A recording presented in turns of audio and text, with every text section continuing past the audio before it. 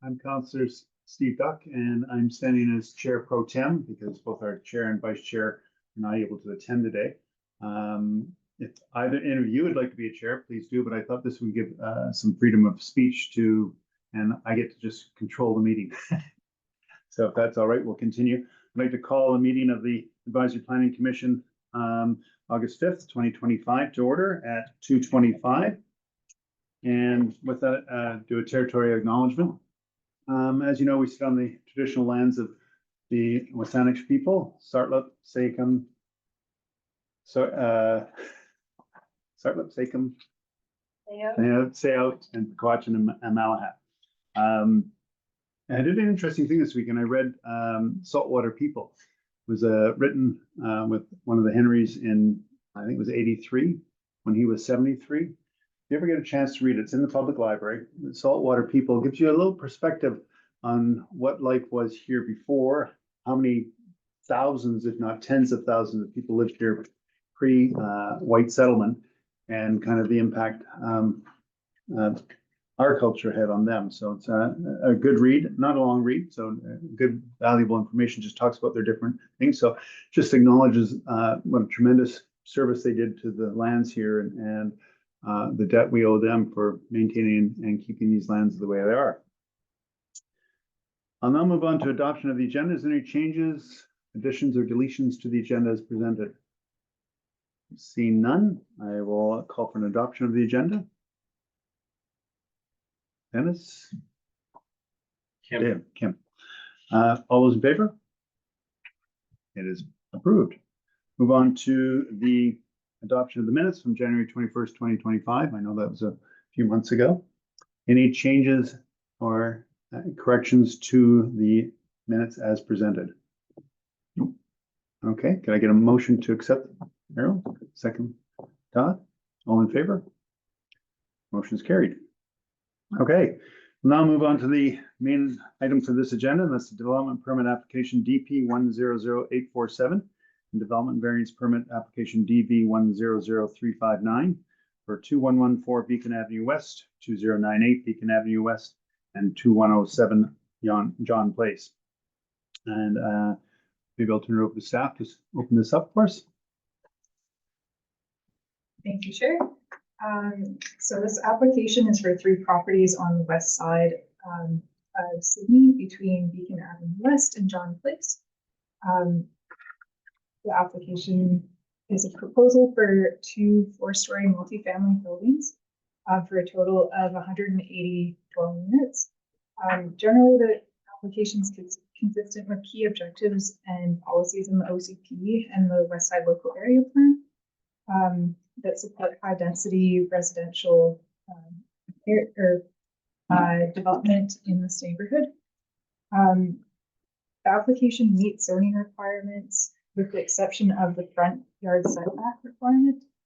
So buildings follow setback requirements, but not the balconies, the eaves, or the architectural projections.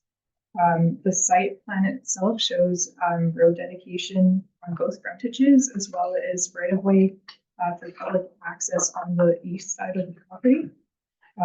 This in turn pushes the property lines in more, and as setbacks are measured from the property lines after the road dedication, it results in the variance which is being requested. The application conforms to the off-street parking and loading bylaw, where parking is provided underground and also in a surface parking area. There's a bicycle wash and repair station in the dedicated bike room in the underground parking area. There's also an outdoor amenity area above the surface parking and at ground level in between the 2 buildings.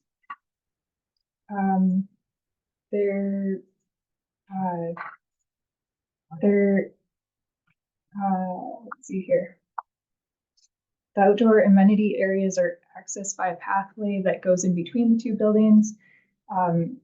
The area is also accessed through an indoor amenity area and then also ground level patios from the units that are facing that interior courtyard.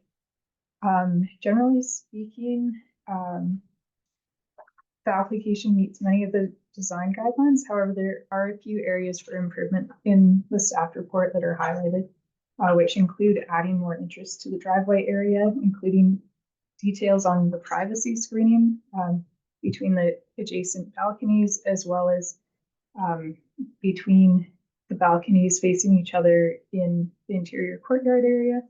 And then also to screen the parking exhausts in the frontage of the property on the Beacon Avenue west side. Overall, staff are of the opinion that the proposal's design is aligned well with the majority of the applicable multifamily residential design guidelines in the OCP.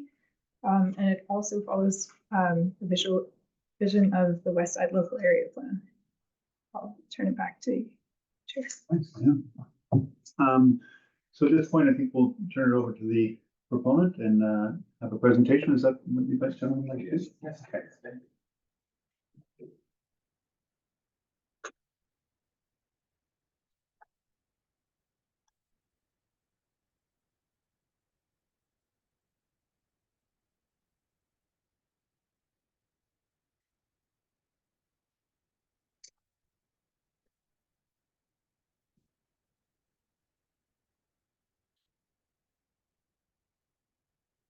All right, thank you everyone for being here today. My name is John Borsan with Woodsmere Holding Corp. And today I have Cody Jadrisco with us. He's the owner of Woodsmere, and as well as WJ, as well as Nick Salvador.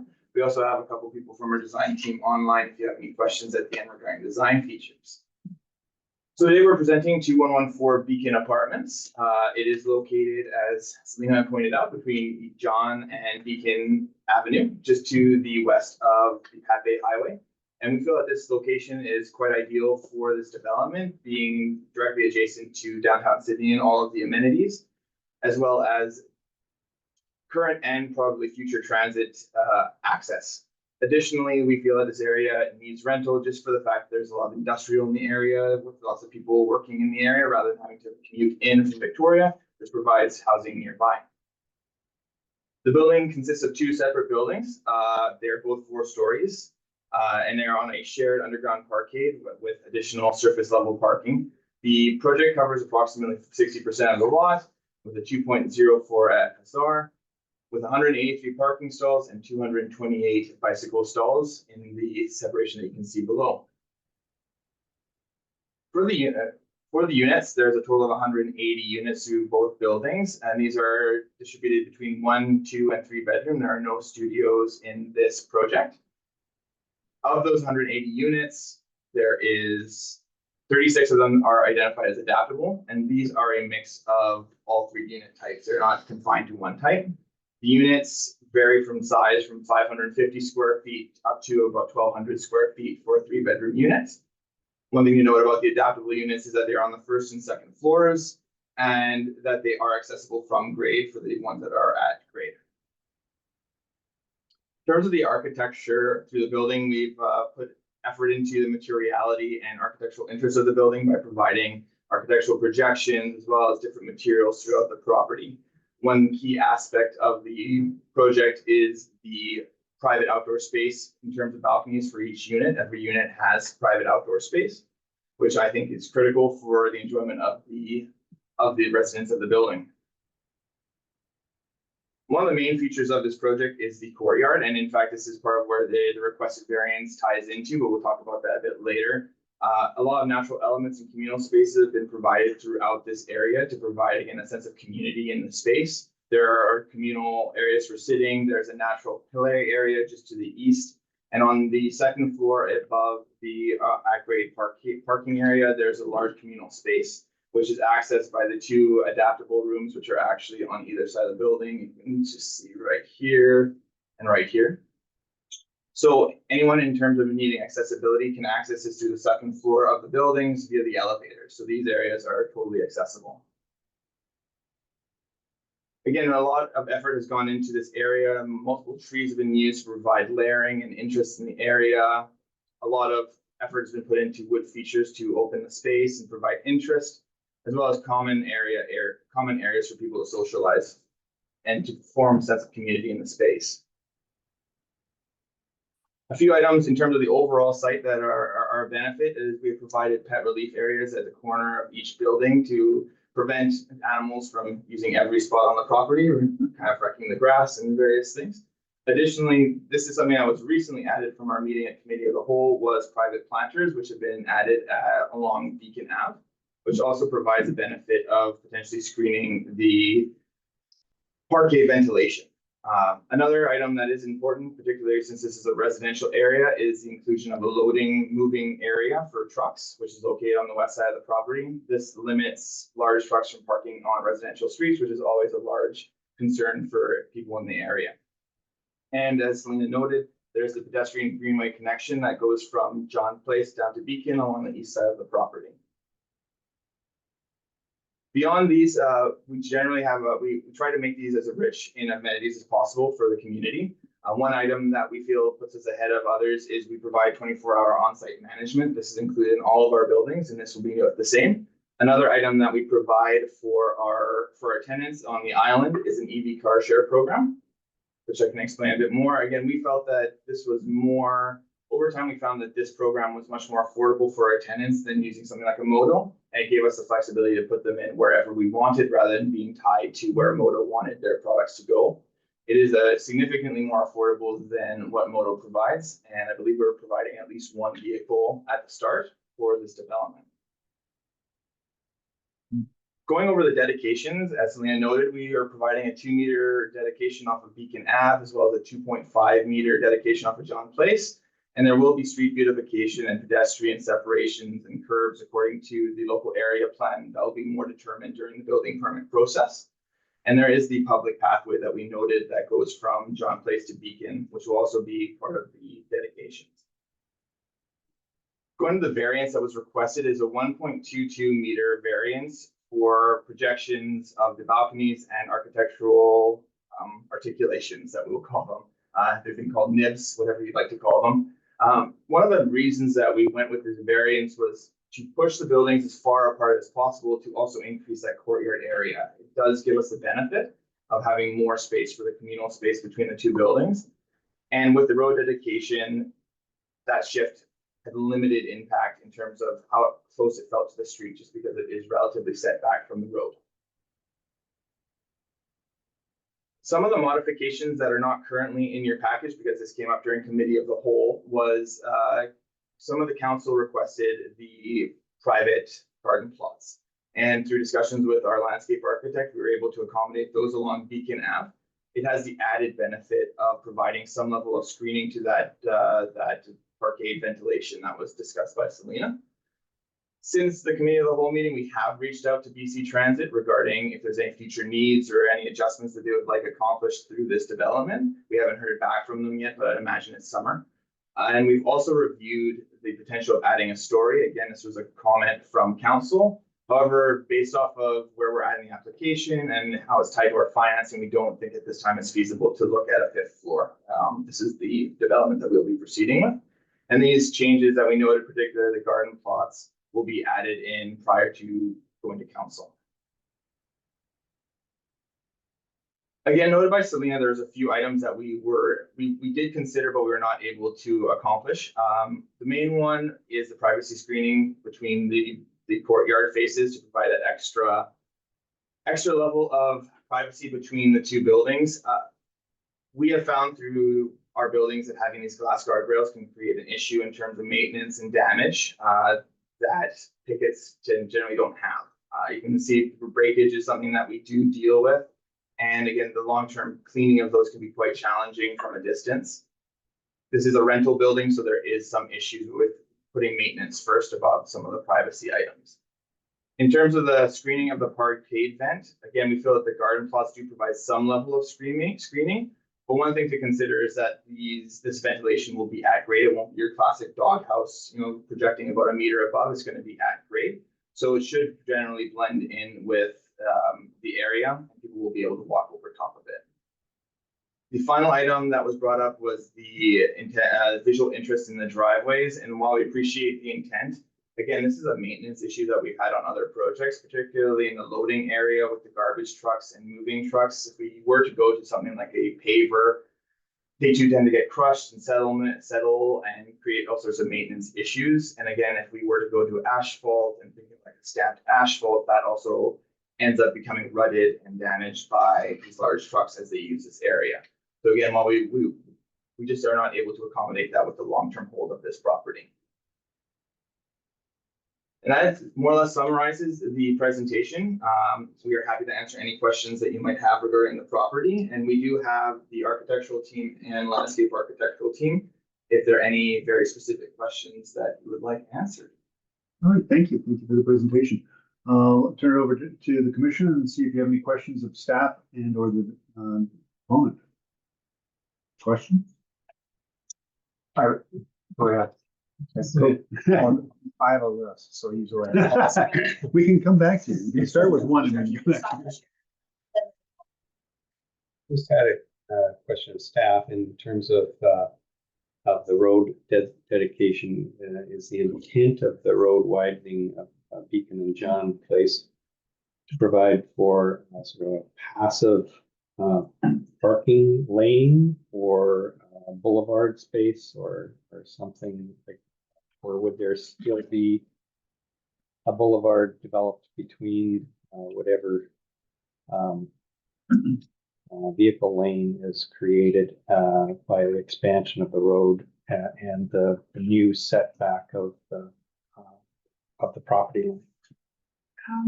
I can answer this. So the intent of the road dedication is there's a west side local area plan and there's specific streetscapes that are mentioned in there. They talk about certain road widths and types of amenities shown in that streetscape. So things like boulevard trees, pedestrian pathways, potentially cycling lanes, widths of roadways. So that's all being taken into account in determining that road dedication. So it does vary between John Place and Beacon Avenue West. It is built into the zoning bylaw to try and realize that West Side local area plan. So this property is zoned RM7WS, which does require road dedication on John Place, Beacon Avenue West, and a pedestrian access route. So the plan is in conformance to the zoning bylaw in that respect. Yeah, I guess what I was trying to determine in my own mind was whether there was going to be a vehicle lane, right? You know, like part of the setback requirements of a development is to create some buffering between the development and a high capacity road, especially on Beacon. And so by reducing that width of setback, is that development going to be, you know, almost like a zero lot line to a high capacity roadway, or is it going to be adjacent to a boulevard tree strip? Okay, because that makes a difference in terms of whether that setback is going to be an impairment on the road development. Yeah, sorry if I misunderstood your question earlier. So our engineering department is working with the applicant civil engineers to determine what goes in that place, but the engineering department does have an idea of what will go there, and I believe it is a boulevard area with boulevard trees and a pedestrian pathway that does buffer between the property line and the roadway. Okay, good, thank you. I was just wondering then if the impact of the setback, if it went back to the bylaw requirement, would that inhibit parking numbers, or is it strictly the width between the two buildings? It would impact the parking, because again, there's that ground level parking area. So if those buildings do get shifted, that will come into the parking lots, the aisles, everything on that ground floor. So there will be a pretty significant impact on the amount of parking. And it will put those buildings that much closer together, which from a courtyard perspective can have impacts on how it feels in terms of light. space. Yeah, I was just wondering if you've sort of done some shadow modeling there? In terms of the courtyard area. Yeah, It'll be dark. I mean, at the end of the day, it is facing an east-west, so you will get morning sun and afternoon sun coming through there. And in summer, there's pretty high delta on the sun, so there will be some areas, but again, in winter, so that area will be dark. The north face again will be somewhat shadowed, primarily the ground floor units. But again, there is also the reality of there are balconies over top of those units, which do provide shading regardless of if we were to try and separate things. that was it. Thanks, Kim. Yes. Start with you folks. So, will the children's play area be fenced? No, I believe it is not fenced. It is open, but it would be for exclusive use of the residents, not a public. So, no, I mean, I'm not saying that. Typically for, security, you get little guys running around. Oh, okay. In my experience, usually they're fenced just for safety of the kids that are using that playground, especially with, pathway right there. It currently isn't fenced, but we can take it back and take a review with our landscape architect and team to see where we feel how that would work. Okay. Next question is, there's a pathway on the east side, which I get, but there's also a pathway on the west side, which sort of drops into the loading zone. Is there a reason for that pathway?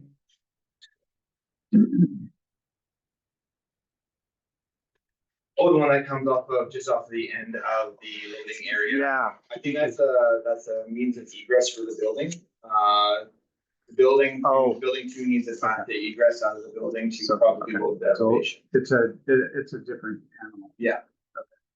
It's a building code or code requirement. Okay. So will, the underground parking structure is obviously pretty significant. I'm assuming the lid will not be above finished grade. No, the suspended slab of that is more or less at grade. That's Okay. how the building units at grade have straight access with no stairs. Okay. So it won't be higher than the current grade. Yep. And the underground parking and bicycle storage, will there be a charge for that? Often that's what happens. Underground parking typically comes where you can rent it. It's like a separate thing that Yes. you would rent. Yeah. In terms of bike parking, we might consider that. Or bike parking in street. But they'll pay for the parking. Yeah. Okay. Just a comment on that, given the limited on-street parking around here, I can see that being problematic. The other question was, will the development be phased? No, No, you're gonna do both buildings at the same time? yeah, because of the. Because the underground? arcade, we can't. Okay. That first. Yeah, once you're in, you're in? Yeah. Yeah, got it. And the last question for you gentlemen is, the last proposal, there was the parking study from Watt. It had another number of recommendations in it. Yes, that parking study, the last proposal was based on 0.6 parking. Yeah. So we changed that. That's why we purchased the neighbor's house on over 1-to-1 parking now. And I Okay. think once you go over the parking study. So the reason I'm asking, because there was a number of recommendations in there. I'm just wondering if you're still contemplating applying those. So We can do some of them with the furniture that was recommended, also the bikes. right. Yeah.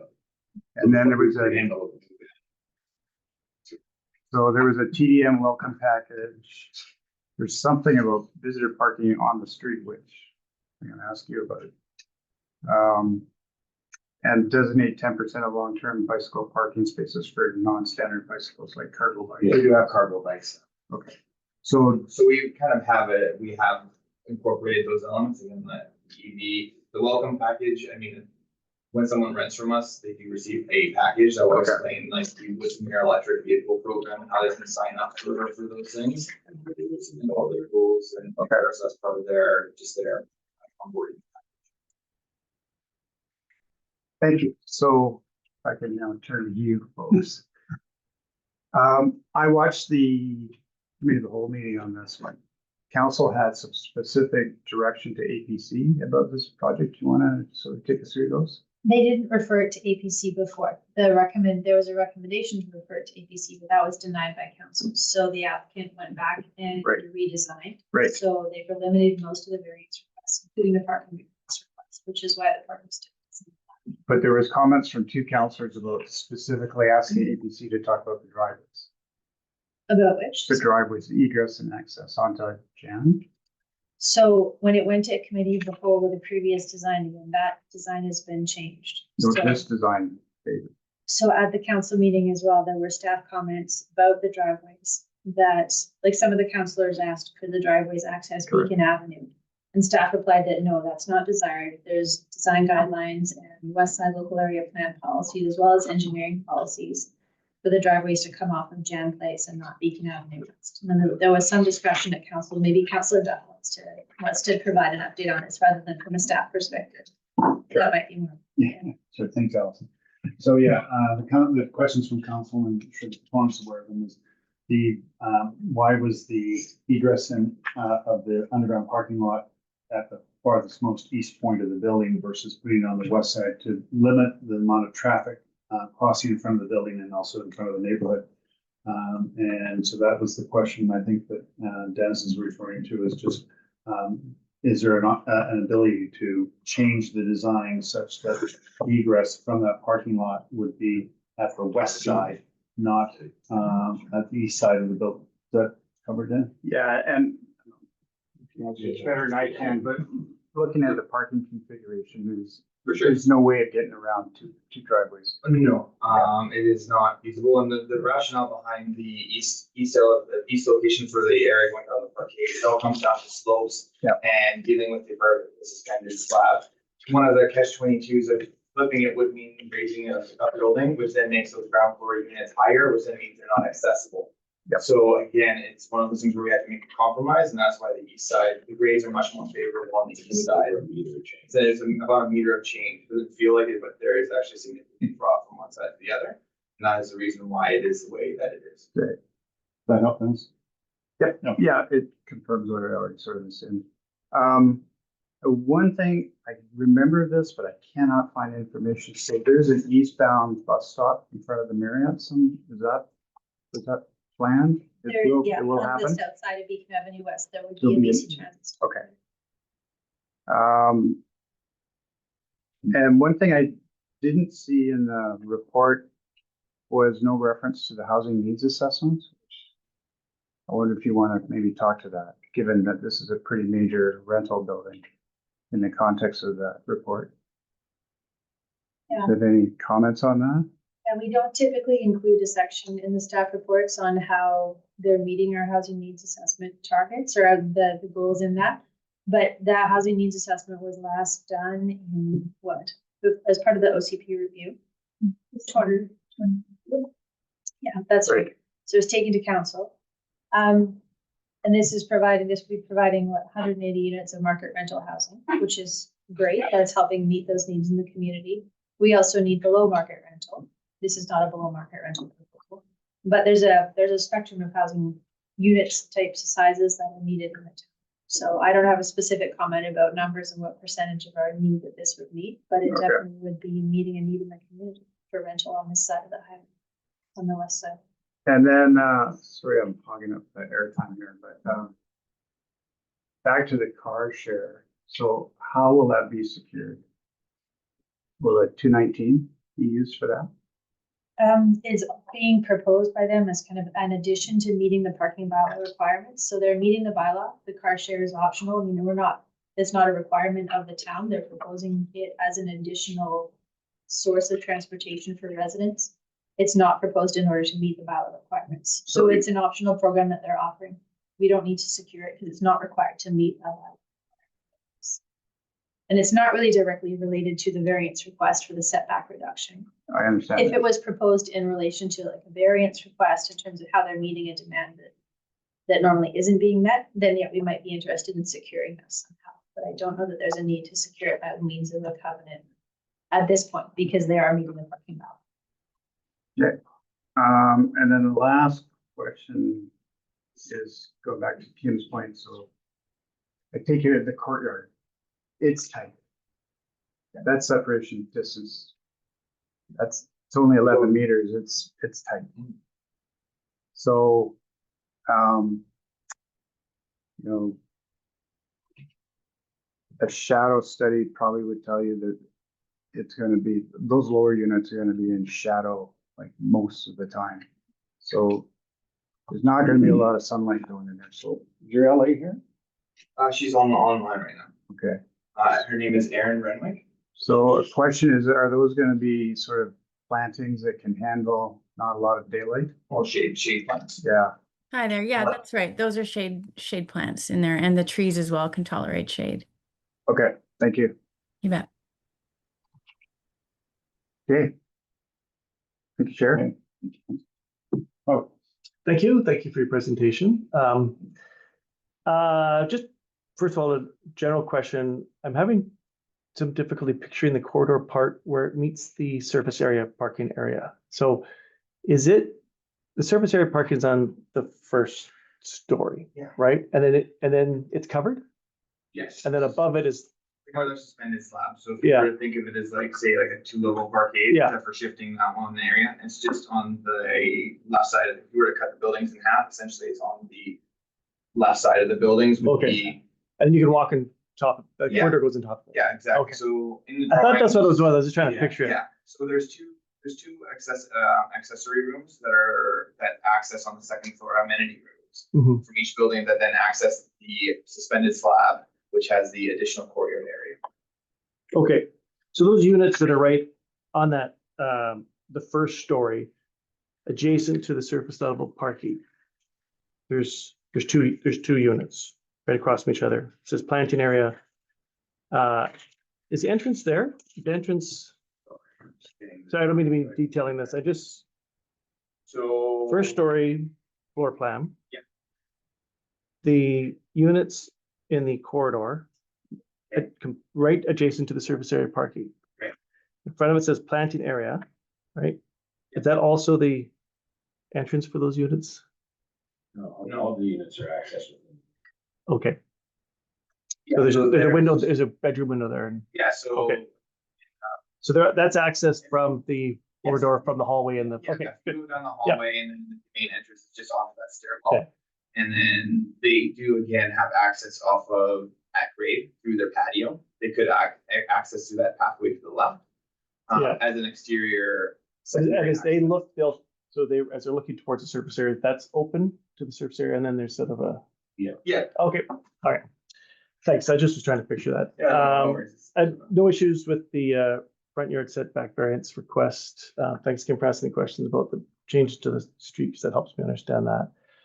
So the only outstanding question I have is the reluctance for you to pursue the staff recommendation around the hard surface driveway materials to avoid sort of monotony. It sounded like it was a maintenance issue, or could you just delve into a bit, because For sure. this is, I mean, these are 2-bedroom, 3-bedroom apartments. There's not gonna be huge semis coming through there. And I think the So- staff's recommendation around the appeal of it. Yeah, so first off, the one on the right side is a suspended slab. That one is concrete. It just has to be by virtue of its Yeah. design going into the parkade. The one on the left, what we found is that whenever you use any other material such as asphalt or pavers, they do tend to settle, and there is going to be garbage trucks using that area, which do need to load up and carry a lot of weight.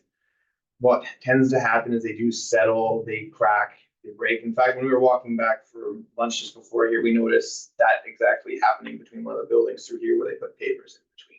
Effectively, over time, you're going to have this settlement and breaking, whereas concrete gives you a much more durable surface, and you can design the concrete to carry the load of like a garbage truck much easier than a paver system where you're trying to set the grade, compact it properly. There's just a lot more variables, whereas concrete will just like handle it.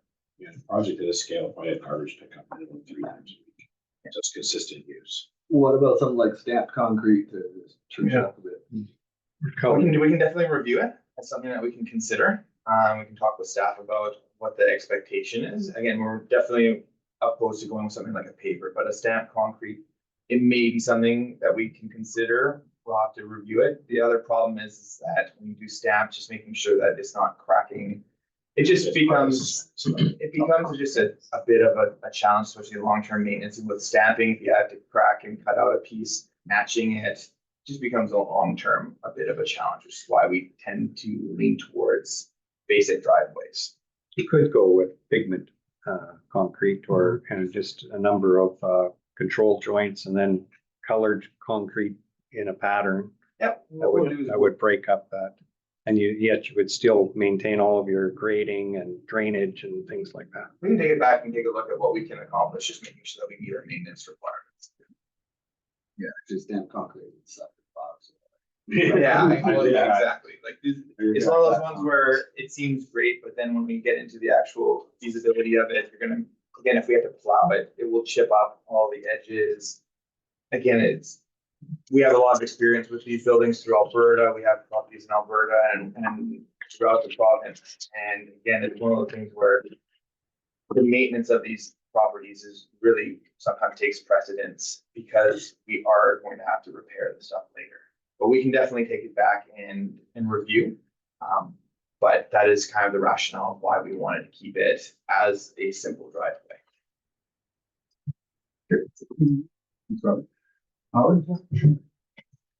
Yeah, I kind of comment the proponent on the proposal, and I think to me the variance seems reasonable given that the road dedication is happening. And my question is regarding the entryway. Is that not considered an intrusion? The architectural features that come out the face, I'll have to defer to staff on where they land on it, or all architectural protrusions. Yes. So in this instance, we regarded it as a canopy feature, which is allowed to project, I believe, 1 meter into the setback area. Mm-hmm. And there's nothing more because these are 3 meters. Because you basically go to the property line. And I thought the protrusions can only be 1.2 meter in height. If they are fences or. Sorry, are you looking at the entryway? Yeah. Entrance? Yeah, it's the 2 entrances. Yeah. Protrude all the way out to the property line. I think you did regard those as part of the canopy feature. So they are excluded? Yeah. And then I just had a comment question to regarding the elevators. I understand there's just 1 elevator per unit, and it's basically for 3 floors providing access to 150 units. Is that sufficient? So it's it'd be 1 elevator for 90 units. Minus the first floor, because again, so there is no standard in terms of like what is applicable. There's essentially a level of service. We have found through our buildings that this is adequate in terms of providing enough access for moving and move-ins and move-outs. We haven't had an issue with our other buildings.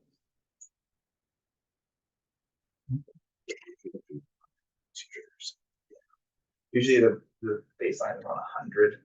Yeah, but I don't know if miscounted, but I count 154 for floors 2, 3, and 4, right? There's 2 elevators. So there's 2 buildings. 2 per building. One per building. Yeah, 1 per So building. usually the trigger is 100 units in an individual building. That's kind of where you end up. So that is the line. Harold, just to clarify, Allison brought up the zoning bylaw, and it does say that covered porches and entryways can project up to 3 meters into the required setback. Any height? For apartments. Any height? There's not a maximum height, no, but that it is an entryway. Okay. Anything else, Simon? Todd, did you have any questions? Yeah, so all the move in and move out with the people would be completely happy to load zone? Yes. Some stuff? Yeah, and that's also we get unless they do the loading zones on the building as well, that would be nice, but Like on Beacon? yeah. Yeah, it's just like, it was a conversion. Yeah, I mean, also for like Amazon deliveries and stuff. Yeah, that is the area where we will have the Amazon trucks go in and they would walk into the lobby. FedEx. So they would have to go park there and walk all the way around to the They can go lobby. through the inside. Outside. Yeah, they could, Yeah. again, we do have to provide them with keys to get in through. Yeah. For access, so we could look at how they get in, but Yeah. generally speaking, yeah, they would have to. They'll just be walking Go for around. around. Yeah, I mean, again, it's one of those situations where it's like, it's best laid plans, it's like, we've all seen Amazon drivers just decide that they wanna park where they wanna park, and that's just I where mean, they in park. theory, they could walk. That's right. They could, yeah. Theory. Yeah, go pick it up yourself. Walk through that center. Again, they could go through the loading zone and inside the parkade, they're on, if you Look look at at tall, are they both parkades tall enough for Amazon vans? They'd have to park in the. they have to park in the loading zone, but if you were to, there is a vestibule on this Yeah. side there and a vestibule on this side here that access the building, so that would probably be where they would most likely access. So they would just come through here, through there and into the mail areas. Oh, lobbies. So they would most likely make that shortcut. Yeah. That would No, that makes sense. most likely be where they go. Question number 2, the children's play area, will it be like an accessible play area for like kids in wheelchairs and stuff? It is just a natural, natural features, so I don't believe it would be. So there's not like a playground, No. features, it's just. a play No. area. Yeah. And it will- Um, yeah, it's as accessible as that. the amenity rooms, how are they gonna be finished out? Like, is it only gonna be like a gym and the other? Yes, we haven't fully decided yet, but that's what we're thinking. Maybe one could be a gym, one could be a sitting area, meeting area. So that's got workstations in them. Yeah, as we go along the development. Yeah, I mean, I've seen all sorts of different, accessible. I mean, whatnot. yeah, gym makes sense, and then another one that we found beneficial is just like, almost like a communal meeting, like almost like if you had more people over than your condo can handle, it just becomes like a party room.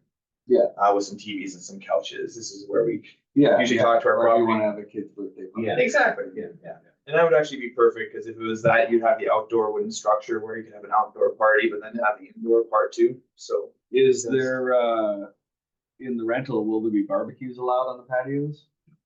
So will there be like a communal barbecue area in the outdoor amenity area? You know, in the past, we've done that on some projects and it became an issue, so now we don't do it.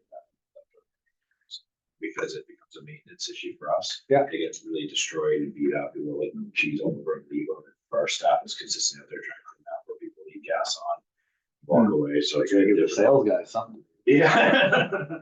So that, it's an issue for us in the past, so. The other 2 things I have are just more comments than questions. Is this an appropriate time? Yeah. Hold on, I can hold on those. Okay. Yeah. other than that, Any good job. questions arising, Dennis? Yeah. Couple. Well, one of the things that was brought up by council is there's no tenant storage proposed, is that correct? No, we don't do storage in our buildings. And we haven't done that in the past. Previously, this was designed as a condo project and had storage. But as we went to rentals, we had to put the parking in, so we had to remove that for parking. And, there's no storage. That means the balconies get to be the storage.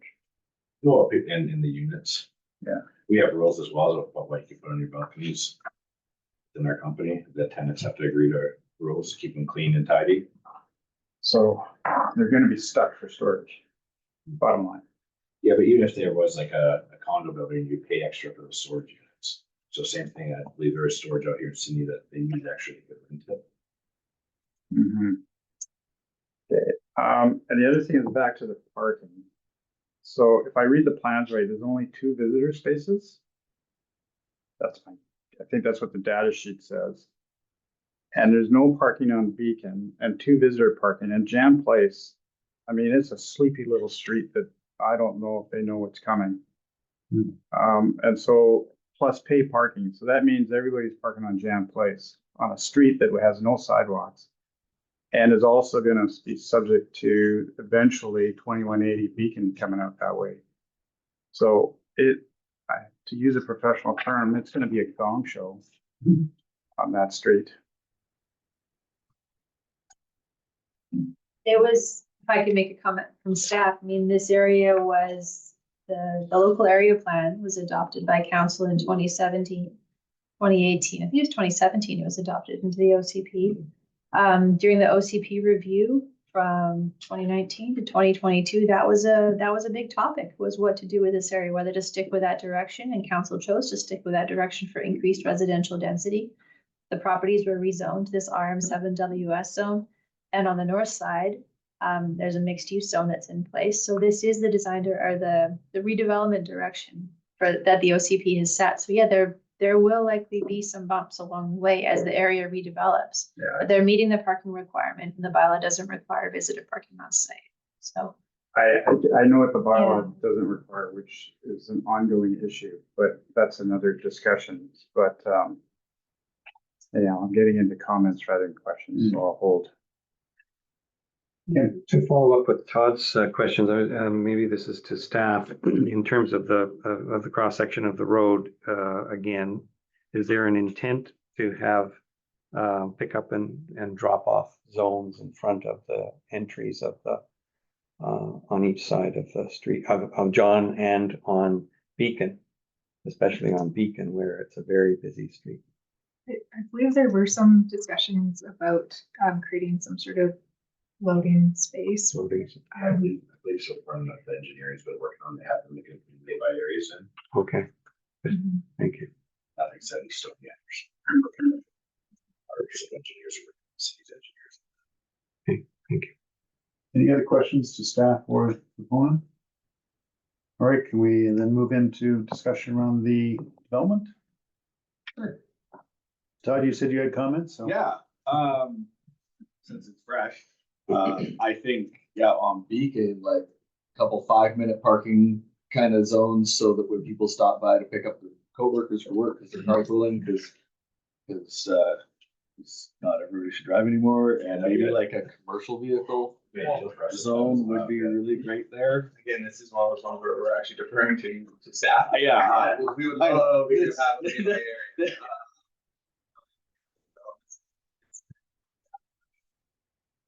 Yeah, for us, it makes sense in terms of like someone who had accessibility issues, having a lay-by, cabs, Ubers, all those things. But Yeah. again, the frontage is generally dictated by staff. Yeah, although this is where I come from. So.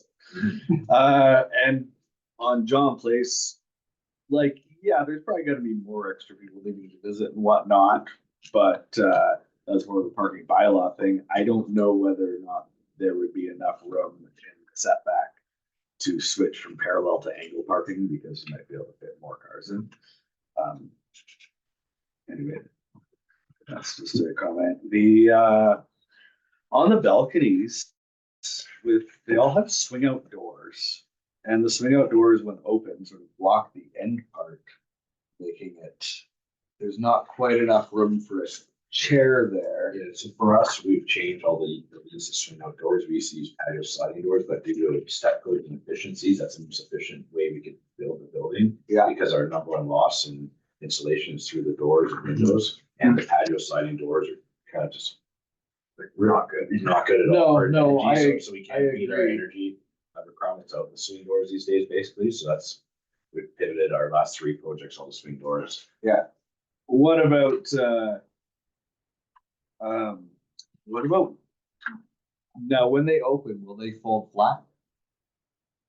It was open 90 degrees. It looks like it's 90 because they're set lower on the back. The problem is if you were to put them closer to the edge of the balcony, then you're going to end up having issues with being able to put, like, say, a light fixture or something. You Yeah. kind of need that foot or so away from the edge of the unit to give someone a usable space. Yeah, or if they're centered so that they can open and fold flat. And chairs on each side and whatnot. The other thing, like, I've got no problem with the request for the variance for the setback. In fact, I would love to see those balconies being a foot deeper and having a little bit more variance. It's 4 feet.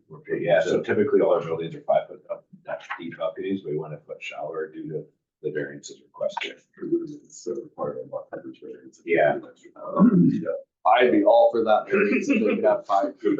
4 feet is like, you know, if you got a 3-bedroom unit, you want 3, you're gonna have probably at least 3 people, and if you want those people to sit around any sort of table, 4 feet is just. So your normal 5 feet is probably Yeah, it's kind of over gone over the years. We're 4 So feet now. if you ask for it, I'll say. And I think that's all I have. Dennis, I think you said you had some comments you were holding on. Yeah, just to reiterate, I think based in response to the council's comments, or committee of the whole's comments, I guess, the two egresses from the underground parking is already discussed. It is what it is. And I don't see there's any way. And you're kind of doing it to yourself because even the one on the east property line is going past your frontage to get out. So it's not like you're going past additional homes. So I can't get too concerned about that. As I mentioned, I am concerned about, I get your business model, but paying for parking, 2 visitor spaces, no parking on Beacon Avenue, and the impact it's going to have on Jam Place, I think is going to be significant. I am concerned about the shadowing of that courtyard, particularly the buildings in number 2 on the bottom. They'll never see the light of day. And then I understand where you're coming from with the lack of tenant storage. It's gonna be interesting to see how that all plays out. Thanks. Other comments? Yeah. I like the design quite a lot. I think that what I like about it is the variety of articulation. I like the variety of roof slope and flat roof or peak or canted backs roof. I like the various forms of materials and colors, and I like the entry features. Staff have indicated a concern about privacy between suites on those balconies and sight lines between one building and another. I was wondering if you might have considered a subsidiary feature because of the groupings of 3, the facade of 3, a subsidiary feature sort of similar to what you've done between the sections of buildings, so that you would create a wing wall between the units, and rather than a glass partition. Between them, like the adjacent ones, there is going to be some level of frosted partition. Yes. It's Yeah. more, that is the building to building, what's really the limiting the glass that is in one guard. Yeah. Well, I know that you're not wanting to have glass, though prefer not having glass. And it is an additional expense, but it gives you the sense of defensible space. Not only is it, a translucent panel, it doesn't really reduce your visual disconnect, but it doesn't reduce your audible disconnect either. So, in terms of a defensible space of those verandas, that by having a wing wall that projects in a similar fashion, and I think that the orange feature can be the primary feature, but you could create an architectural feature that would mirror that, but be more subdued in color or subdued in drama, so that you have your attention towards the entry and those main features between the building functions, or building pods, I guess. And then that might provide more privacy. And if you were talking about your step code, if you were looking at a low E glass 270 or 270, that gives sort of quite a bit of reflectance of light, and while you can still see through the light through the glass, it's not very discernible from any distance, and probably from the other side of the 11 meters back, the reflectance off of that glass is going to not be, you're not going to be able to see through into those suites except at night. And generally people would have their blinds, canted or something like that. So that's a possibility of addressing the privacy between those two buildings across the courtyard. One thing that I would also suggest, since there's just a little pocket park at the end of Skylark, and there isn't an access to that through from John Place, that if you could, in terms of your concrete feature access and loading zone, if you could create some sort of a multi-purpose surface, so that, that could be, when garbage is not being picked up, it could become, a ball court or some sort of a child's, like you've got your play space for young children, but you don't have anything for somebody who's 8. Almost like a basket. Yeah, well, I hesitate about a basketball net, because then that creates noise against that. We would have concerns just about it is active lane, coming in with cars in that area. Well, kids used to play on roads, they say a car. Game on. Game on, yeah. So it is out of the way, and it does have the planter around it, and the garbage room beside it. Yes.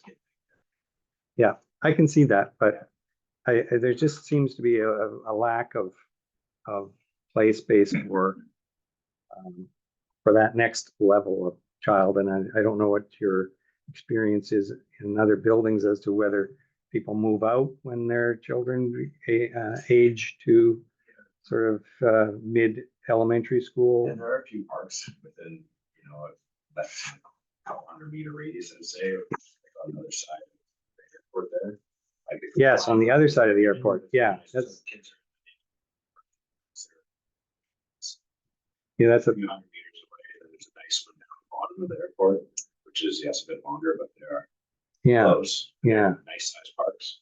Yeah. We were discussing about essentially as kids get older, they need get more agency. Mhm. I think the intent is like when you're very young, you use those small features on our property for like this kids area. But as kids age, we would expect them to start to use actually like public parks and have a bit more access to those amenities, just because like you said, game on, it's like, well, go get your bike and go to the park. Yeah, but you're still, there's sort of that just before dinner time where they're wanting just to go out and be a little bit more active. So there is a thought to consider that next level, but still having the proximity, especially when there isn't any sort of public parks that are within sort of calling distance of the place. But otherwise, I do support the reduction of the setback for the verandas, and I also appreciate that there is a real good sense of connection of the building to the street, that all of those first level units have direct access to the public sidewalk, and I think that's really important, that it is part of the community. Appreciate it.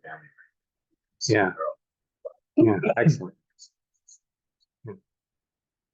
And the mid-block connection between John and Beacon is extremely important, and I think that was well done. A quick comment around this. I know we talked about the privacy pieces of the corridor, and you respect maintenance issues, and you have a lot of experience in these constructions, but we've just sort of been dealing with visual privacy issues. That corridor is going to be at echo.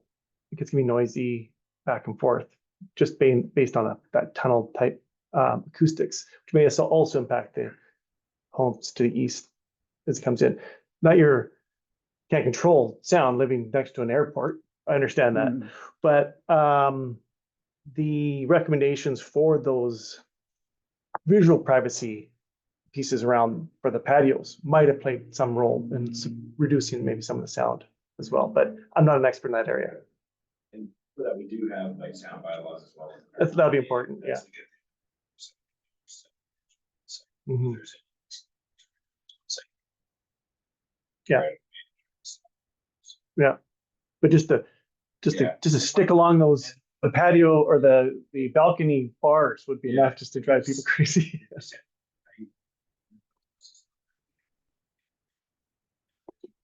Yep. Mhm. I totally respect that housing's a high priority. People would rather have, a place close to their work that they can live in that's affordable. I understand that. I just thought we just might have wanted to place some attention to the recommendation around the privacy wasn't just necessarily just for visual. It's maybe just to follow up on that question. You had talked about quite a bit of wood features on the interior courtyard. Yes. So is there wood siding that's more sound absorptive rather than the attendant? Metal siding is very sound attentive, right? But I think we're asked to use metal siding. You're using, All right, well, it was one of the things in the west side. Yeah, on the local area plan says to use metal siding. Yeah. Metal Go for Yeah. the materials. Right. It's like one of them. They also discussed wood, but in this case, we've used wood for the like the trellis and the purple. Yeah. oh, okay. Yeah. And then also the benches and whatnot are all gonna be a wood. So again, it's trying to separate the courtyard and materiality through the property. You try to put if you can plant as mature trees possible, beginning if you don't have to. Yes. In the corridor. Can I just add to something Kim said? When he was talking about the privacy, the reflection that the glass would offer. If you had on the inside buildings, if those were glass, that would actually add quite a bit of light in. The light would be reflecting off the glass panels back and forth.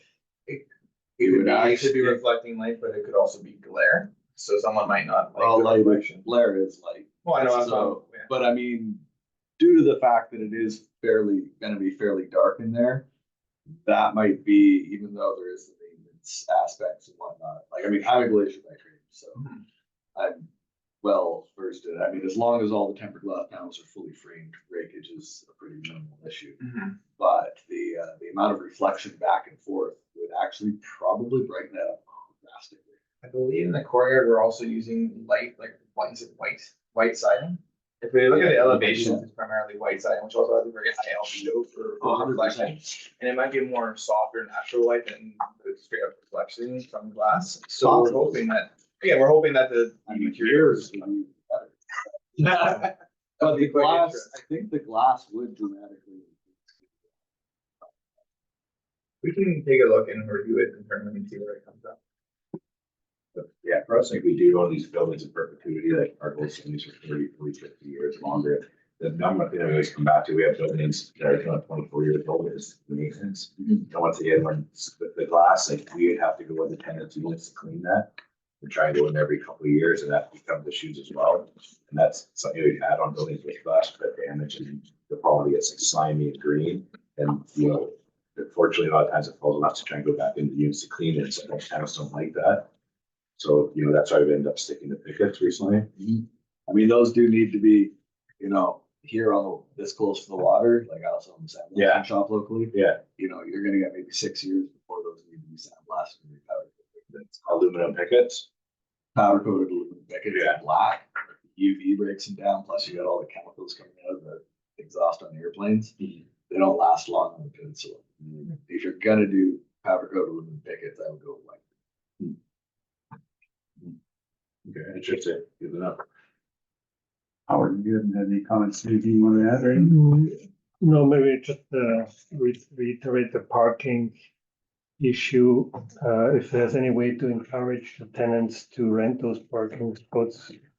Because when you look at Marigold, the development, the renters don't want to pay for the parking, so they use street parking and they rent to Ferguson.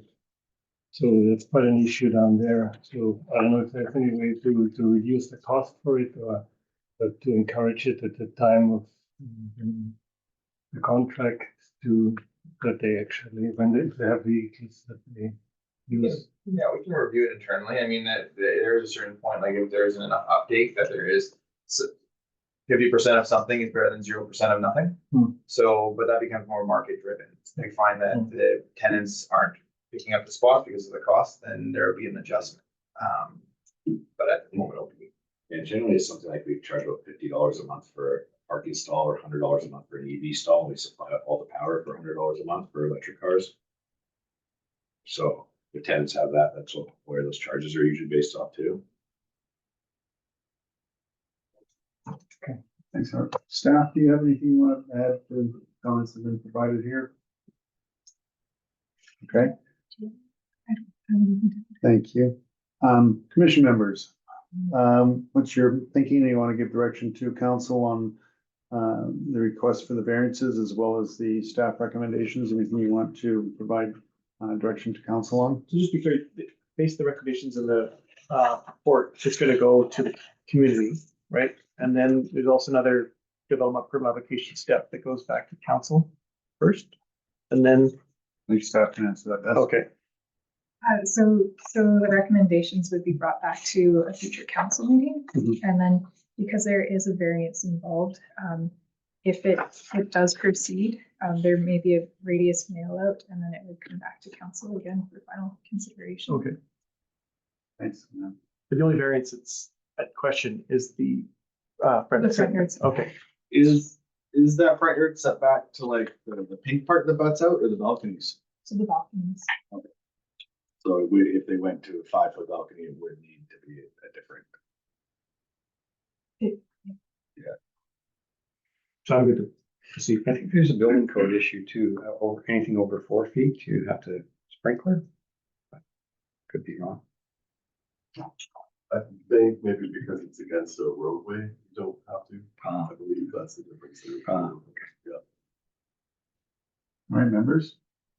What do you want to tell council? Well, the recommendations of staff here, I think, are pretty well consistent with our discussion. I'd like to make one amendment. We'll get to it.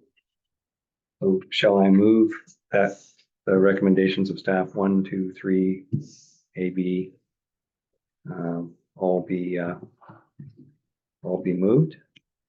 I can second that. In second discussion. I'd like to add to 3A, after it also include 25.4.4 access to sunlight in terms of the development permit guidelines. Say that again. So after address design guidelines, to add 25.4.4 access to sunlight.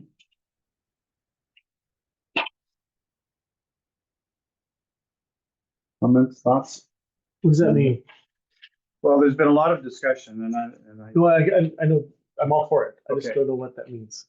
that means staff got to work with the applicant to look at ways to address that clause in the development permit guidelines, which says that there should be adequate access Okay. to sunlight for the occupants of the building. Gotcha. How you sort that out, that's for you to figure out. So there's been an amendment proposed. So first we have to vote on that amendment. Then we come back to the whole thing. So, great. Do we have a seconder to the amendment? Well, second. Okay, second by. Any discussion on the amendment? So we're adding 25.4.4 to 3A of the recommendations. Okay, no comments? All those in favor? Can I just, so can I discuss that? Oh, the amendment. The amendment? Yes, yeah, that's the word. So part, maybe this is a clarification to Dennis then. part of that would be an undertaking a shadow study within that courtyard to determine whether the lack of sunlight is a significant issue or a minor short period of time during the year. That would Would that- certainly be worthwhile, but I think in our earlier discussions, that wasn't contemplated, but I think it's something that would be worthwhile. So I have no problem with the amendment. I like the direction of it. I don't think it's gonna change materially the outcome of this because we already know there's not enough light. So I mean, they're not gonna change the construction route. But I do support, if there's something to come out from that effort, that'd be worthwhile. Any other discussion on the amendment? All those in favor of the amended? amendment? Passes unanimously. Okay, we'll move back to discussion of the recommendations. Any further discussion on the recommendations? All those in favor of the recommendations as presented? Okay, that passes unanimously. Thank you. Any comments on the variances as requested?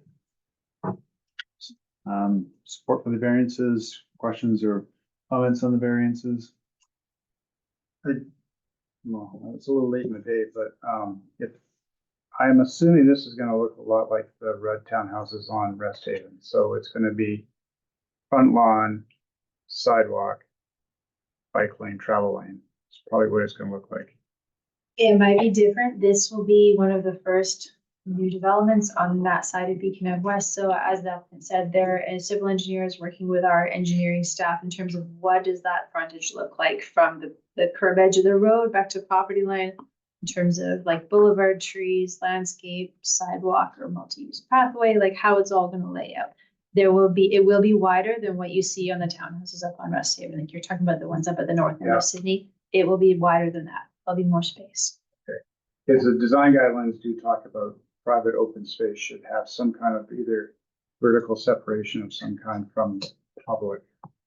And here, there won't be. That's right. This is proposed aggregate.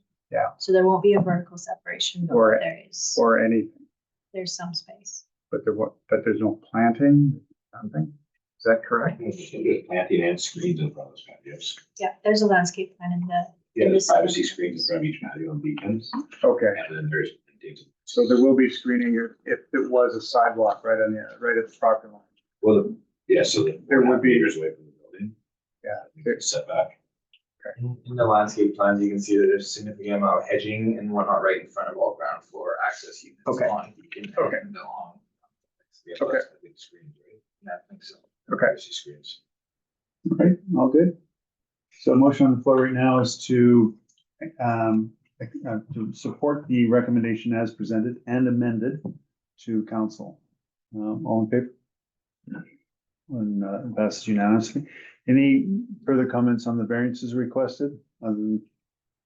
So could you put a motion forward to accept the variances as presented? I don't know, is that what you need? I think the APC motion has already covered the variances, Okay. number 1, 2, 3. So I think people have already voted on Okay. that, but if you want to. Yeah, any further comments on those at all? In terms of the record of decision, we had some discussion about, We'll get to that, so that'd be our next step, so, yeah. so that Yeah, that's gonna Gets- come out next. Oh, careful, you may be permanent chair. No, can't do that. So so we're good to go. So now we'll move to the record of decisions as indicated. So comments back to council on the record of this decision. Can I add the aspect of this improvements of the separations between veranda for both sense of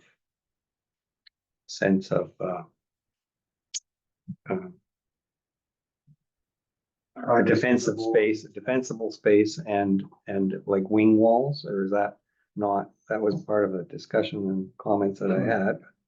Is that something others would like to see brought back to council? Certainly, Kim, you're welcome to make that comment and put it in the record of decision. And certainly others are welcome to support it. you're referring to having a solid wall instead of a. Yeah, instead of the glass between the units. In my opinion, I think the glass is gonna allow more light. It's just gonna, anything but the glass is gonna, I think I'd rather have extra light. Cause you know, the wing walls are gonna shadow all the way into the unit, not just on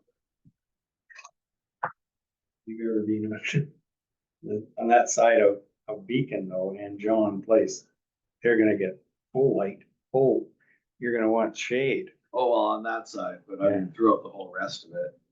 I mean, you're just gonna hear airplanes all day anyway, so I don't think it'll be too, like, I think the glass for the light is probably, in my opinion, but Okay. we're all allowed different opinions. And it's certainly up to you as part of the record of decision, so it doesn't have to be unanimous or, Well, I guess you'd just say that there was a minority consider that recommended defensible space and both audible and visual privacy between the verandas. That's a comment that you'd That's like a to see in comment, the yeah. record of decision. That was my, Yeah, I'll support that. I support that Can you- too. Let's support that. okay. Can you say that again? That there was a suggestion to incorporate a defensible space on the verandas to enhance both audible and visual privacy.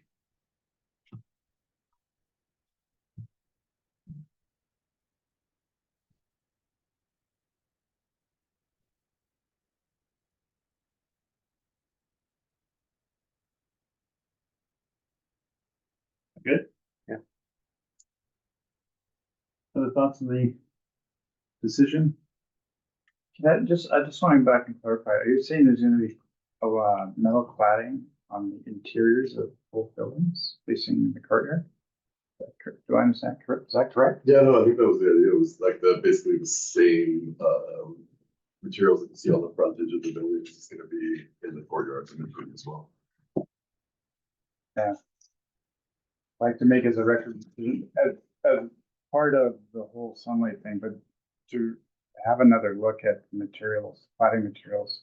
Again, that's 11 meters. I recognize you've got experience with this, but that is tight. And there's going to be a lot of echo and noise in there. So the more you can soften that up with cladding and other. That gets captured by your comment. Yours is more people on the balconies. I'm just saying it's going to be a bit of an echo chamber in there. So. Yeah, I took that. I'm in agreement with that too. I thought it's Yeah. captured in your addition. But if you want to make it stronger. This is between the verandas. I didn't look at the, Yeah, that's what I'm talking about. Okay, so yeah, so maybe we could just kind of combine that then somehow in the wording. So you said between the verandas and the facing external sides, particularly focused on the court, on the courtyard to consider materials that will reduce the echoing. And provide privacy. And- You want to roll them all the way. Doesn't have to be necessarily on the outside. I think between the cladding, between this is important for the whole units, but I think the discussion was reflection of the concern of the privacy of the visual and acoustics of the corridor. Yeah. Which would include then that investigation of the materials for the balcony externals that would also match your objectives for easy maintenance. I don't know if that's doable, but That's it. You got it. So what would the comment? Are you gonna take it out? Yeah, I know. This is Put it in mostly words now. captured yeah, I know. in- I don't make it, I'm trying to make it complicated. I was wondering if there's a way we could just throw a couple words into what Kim had. I would accept it. There's a suggestion. I would just put it separate. Put The it record of decision doesn't have to be all one statement saying everything to everyone. It can be All right, so back to you, Dennis. That there be reconsideration to the cladding materials on the buildings facing the internal courtyard in order to finish, to improve noise attenuation. Thanks, you got it. Thanks, Ruth. Cheryl will just be doing what you say. Attenuation. Attenuation. Do you think Uh, like that's just in- all fiber cement so that? The product. So I will leave that to Let's the, see. Usually want Some to- reconsideration something that of- will absorb. the reconsideration of the cladding materials, Ruth, in order to improve noise attenuation. On the faces of the building, on the elevations of the building facing the courtyard. Where'd the plastic seating put through bars?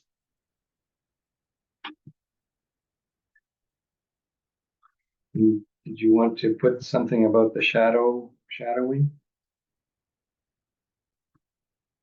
Yeah, have you catch that already, Ruth, or is that, do you need that?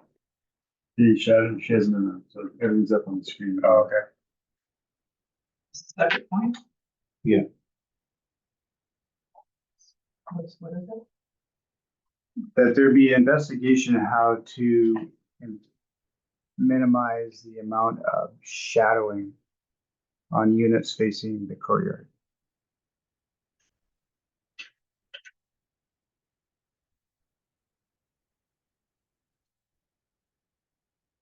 That can do it.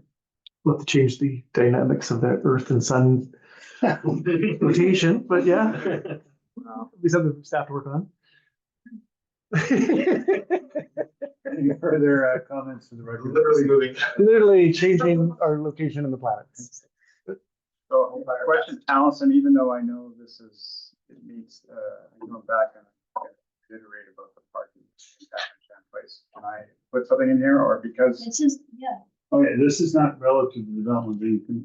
this is the place to summarize the Yeah. discussion that APC had. So this isn't the place to bring up new stuff. This is No. the place to capture the Okay. discussion Yeah. that was held so that somebody reading the minutes can capture the essence of what was the discussion at APC and any highlights or concerns, or sometimes it says the group was unanimously in favor of this development, or one member said this, or Exactly. comments about this were prevalent. Like, it's kind of a place to capture the flavor of the discussion about the project. The only No, reason I'm I- asking is because you need the parking. Driveway is what it is, but still, Yeah, if this was, if Yeah. APC felt that there should make a comment about parking to council, this is the place. Okay. Yeah.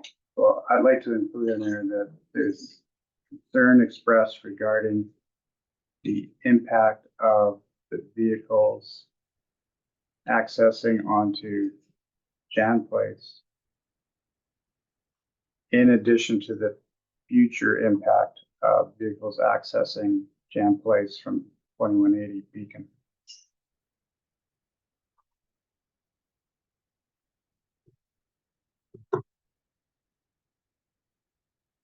And in addition, the lack of on-site visitor parking. Thank you.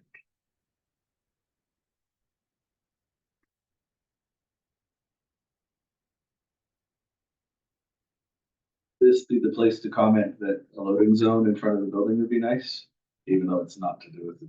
Sure. Yeah. I mean, that was discussed, so Yeah. it's fair to put that in the record of decision. Loading and, like, I don't know what the terminology would be, so whoever wants to word it, but, like a commercial loading zone and a passenger pickup drop off zone. A lay-by? A lay-by? Yeah, leave on. Makes sense. On both Jan and Beacon. More on, I think more on Beacon. On John, I think, you don't want to take away any parking. So just additional parking in Jan. Yeah. You could have signage though for like maximum 10 minutes. I mean, I think even from a safety standpoint, where people Ubering in and out of getting taxis drop off. It would drastically reduce the traffic, Yeah, like a hotel zone kind of thing. yeah. No, I think it's a good idea. It's not for you guys. I think it's mostly for We the. support it. Yeah. Like that. There's a lot of people there. Allison Derby was something. It depends on the design of this frontage and how wide that flare up can be there. I mean, there was a traffic study done with kind of an ultimate road cross section leading toward the west towards that roundabout. So it just depends on the width that can be created and everything there, whether there can be a pickup drop off zone. That definitely was discussed at a staff level too, that given the number of apartments in there and somebody dropping off someone that they would want to see walk to the front door and get yeah. inside, or a pizza delivery, there's a number of things in day-to-day life for all of these people living in this building. And We're looking you're- at that. We're trying to think, how can we make it livable as Okay, well? So Okay, so that's it definitely has come up. good. Okay. Yeah. Perfect. And then- Yeah, absolutely. Any other comments? Capture the essence of the meeting. Can I just ask one question for the next staff report? Would it be possible to get a data table included next time? Which kind of data? FSR, site coverage, setbacks, Is height? that not in the report to APC? No, not in this one. No, could we get that yeah. included next time? We did take them out of the reports to committee of the whole because it takes up a lot of space. Right, So we could look at putting it as an appendix to the report. perfect, that'd be great. Yeah, because we go through all that very detailed review at a staff level Right, for compliance with the bylaws. But Right. yeah, it doesn't necessarily need to be in these reports, but yeah, if it's interest to the committee, we can include that That as an would be appendix. or something. We've been around the times too. there was, but my eyes are old, and that font was like tiny. Might be useful to know which members have committed to meetings too, so we know when it's so tight in numbers that we know if somebody might change their minds and attend, then it comes time to crunch. Was there anybody else who isn't here who might have gotten There the was a header, email yeah, there was a header that as said it being Wednesday. the Wednesday? 6th. Yeah, I think I think then Ruth sent a Oh, follow-up yeah, one sorry. saying it was Tuesday. So- Oh, okay. Just piggyback. I was wondering, maybe a bunch of people are gonna show up. God, I'm super impressed how quickly she got here. It went from, why is he not impressed. here? To, wow, he came. I'm impressed with how quickly I found parking for a one-ton crew cab dually truck with a camper, Nice. which I don't know why I brought when I was standing in a room full of motorcycles. All right, That's hilarious. commission members, Yeah. thank you. Staff members, thank you. I'd like to have a motion to adjourn this meeting. Is there any further? Thanks, Kim. Second. Thanks, Todd. All in favor of adjournment? We're adjourned. Thank you, folks.